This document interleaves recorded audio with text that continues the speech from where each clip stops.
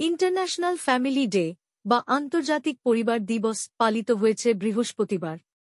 সেই আন্তর্জাতিক পরিবার দিবসকে সামনে রেখে শুক্রবার আসানসোল বিশেষ সংশোধনাগার, জেল বা স্পেশাল কারেকশনাল হোমে এক অভিনব উদ্যোগ বা মানবিক অনুষ্ঠানের আয়োজন করা হয়েছিল। আসানসোল জেল কর্তৃপক্ষের সহযোগিতায় পশ্চিম বর্ধমান জেলা প্রশাসন ও আসানসোল দুর্গাপুর পুলিশ কমিশনারেটের সাহায্যে পশ্চিম Bardhaman district legal service authority এই মানবিক অনুষ্ঠানের আয়োজন করা হয়েছিল।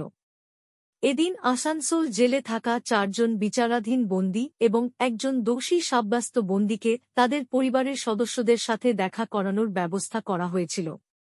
এই অনুষ্ঠানে জেলা প্রশাসনের তরফে আসানসোলের এসডিও বা মহকুমা শাসক সদর বিশ্বজিৎ ভট্টাচার্য ও ডিস্ট্রিক্ট লিগ্যাল সার্ভিস অথরিটির সচিব আম্রপালি চক্রবর্তীর সঙ্গে জেল সুপার চান্দ্রেই হাইত উপস্থিত ছিলেন।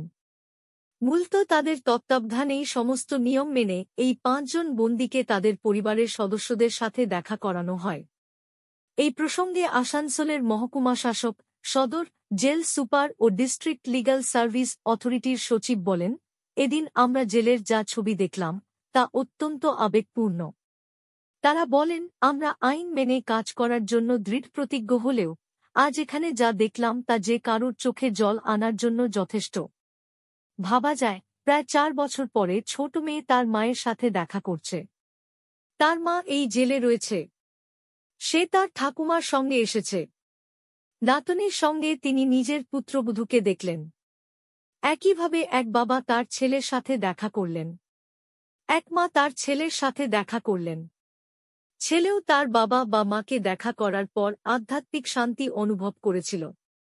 প্রশাসনের আধিকারিকরা বলেন, জেল বা কারাগার, যাকে বর্তমানে সংশোধনাগার বলা হয়, এর মূল উদ্দেশ্য হল পরিস্থিতি বা অন্য কোনো কারণে যদি কেউ অপরাধের পথ বেছে নেয় তবে তাকে সংশোধন হওয়ার সুযোগ দেওয়া উচিত। তার পরিবারকে কাছে পাওয়ার পর প্রতিটি ব্যক্তি অবশ্যই পরিবর্তনের অনুভূতি বোধ করেন। তারা বলেন, এই দিনটা একটি ঐতিহাসিক দিন। পশ্চিমবঙ্গে এই প্রথমবার আন্তর্জাতিক পরিবার দিবসকে সামনে রেখে এমন একটি অনুষ্ঠানের আয়োজন করা হল।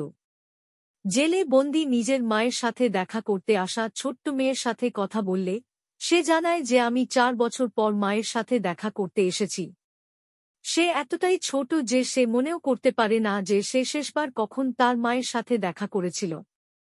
তার মায়ের মুখও মনে নেই, তবে সে তার ঠাকুমার সঙ্গে মায়ের সাথে দেখা করতে এসেছে। ঠাকুমা আসানসোলের সালানপুরের বাসিন্দা নেহালি পাতর বলেন, ভালো লাগছে, আবার খারাপও লাগছে। ছেলেকে খুন করে বৌমা জেলে রয়েছে। ছোট নাতনিকে মানুষ করছি।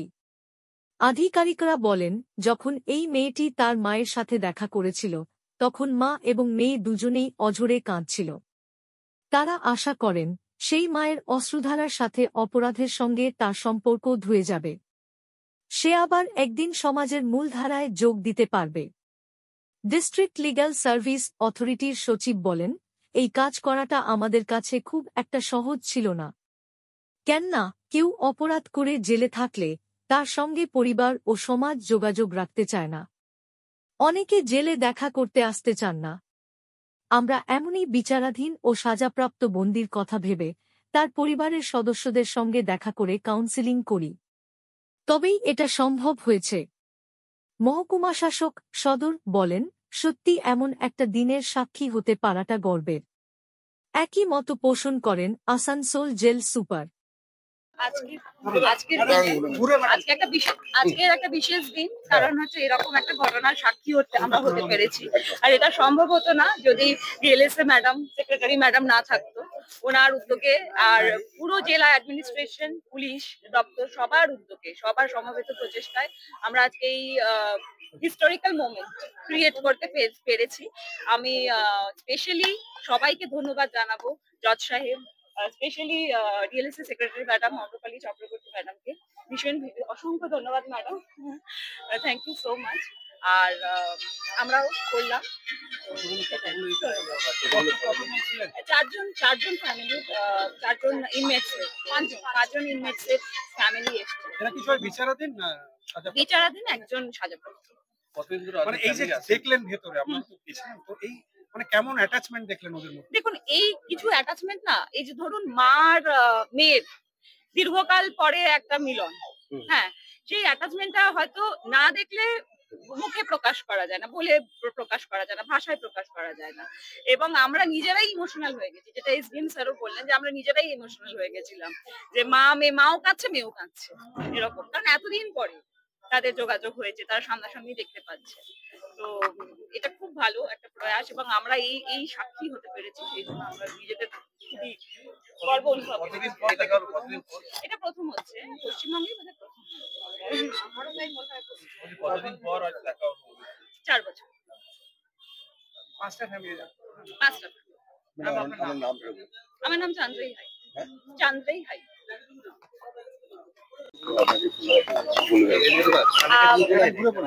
যেদিনকে ইন্টারন্যাশনাল ফ্যামিলিদের কথাটা আমার মনে এসেছিল, তখন আমার একটা জিনিসই মনে এসেছিল যে আমরা যারা প্রত্যেকদিন অন্তত ফ্যামিলির সাথে কথা বলতে পারি, রাতের বেলা ফ্যামিলির সাথে যে ঘুমোতে পারি গিয়ে, তারা তো নয় ফ্যামিলির সাথেই থাকি, তাদের ফ্যামিলির একটা বন্ধন আমরা সেটা অনুভব করি। কিন্তু তাদের কি অবস্থা, যারা দীর্ঘদিন ধরে ফ্যামিলি মেম্বারদের সাথে মিট করতে পারছে না, যে তারা প্রিজনে আছে, কারাগারে রয়েছে।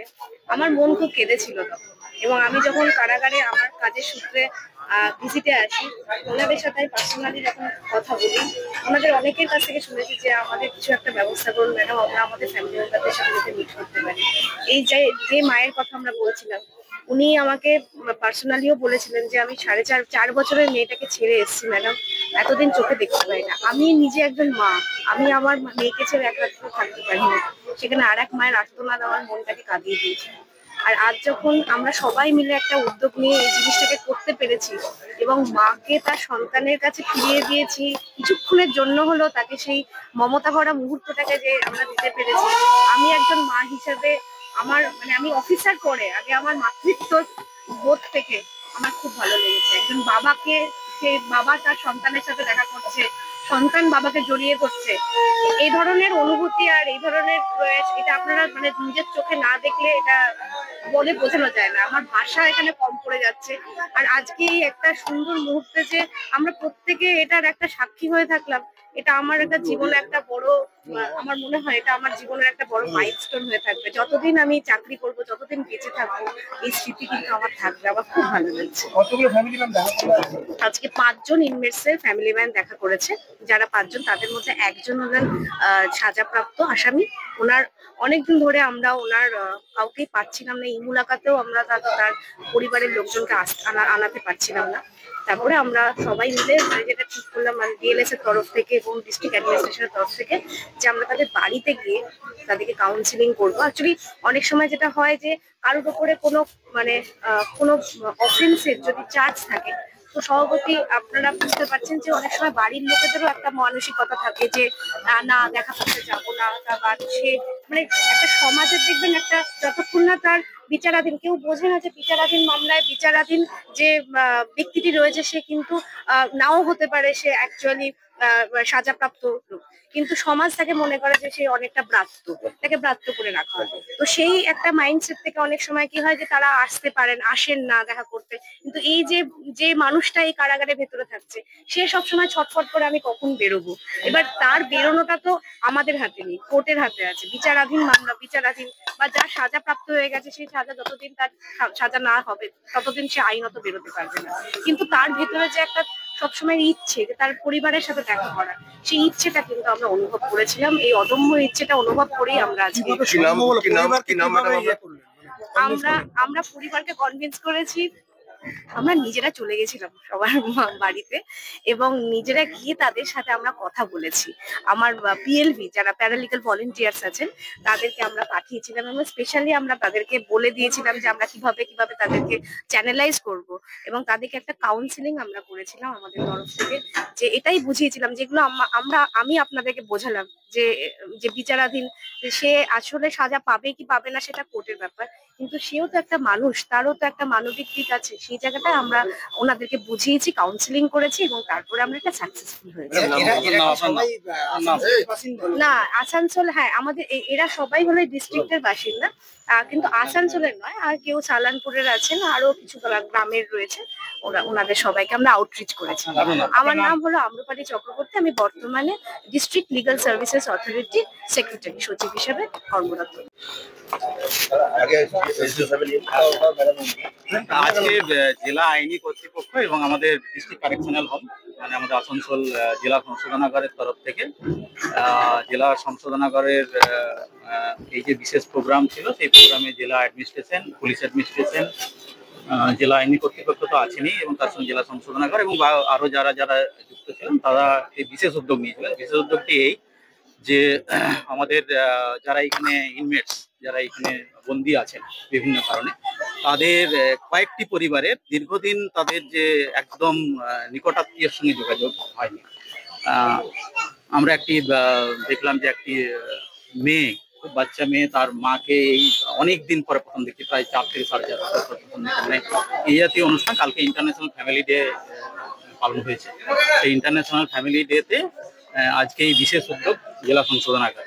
মানে এই জাতীয় অনুষ্ঠান যে মানে কতটা মানবিক সেটা মানে নিজের চোখে না দেখলে আমরা নিজেরাও আসতে পেরে, এবং আমাদের জেলা অ্যাডমিনিস্ট্রেশন এই পুরো প্রোগ্রামের সাথে ছিল। তো তাদের প্রতিটি পরিবারের সঙ্গে যোগাযোগ করা হয়েছে, তাদেরকে আসার জন্য তাদেরকে বলা হয়েছে, এবং আমি অসংখ্য ধন্যবাদ জানাবো বিশেষ করে আমাদের এই দুই মানে ম্যাডাম আছেন, তার সঙ্গে আমাদের জেলা অ্যাডমিনিস্ট্রেশন, পুলিশ অ্যাডমিনিস্ট্রেশন বললাম, যারা বিশেষভাবে উদ্যোগ নিয়ে এই অক্লান্ত পরিশ্রমে এই কদিন ধরে করেনি, তাদের সঙ্গে যোগাযোগ রেখেছেন, যোগাযোগ করে নিয়ে আজকের এই প্রোগ্রামটা সাকসেস করেছেন। আজকে খুব সুন্দর প্রোগ্রাম হলো এবং আমাদের বলতে গেলে একটা মানে উই অল মানে গট ইমোশনাল অ্যাকচুয়ালি, যে এতদিন পরে একটা ছোট বাচ্চা ওর মাকে দেখতে পাচ্ছে, একজন বাবা তার ছেলেকে দেখতে পাচ্ছে, বা ছেলে বাবাকে দেখতে পাচ্ছে, মায়ের সঙ্গে ছেলের সাক্ষাৎ হচ্ছে। মানে এই জাতীয় প্রোগ্রাম প্রকৃতপক্ষে সংশোধনাগার যাকে বলে সেই কাজটা আজকে কিন্তু এখানে হয়েছে। সবাইকে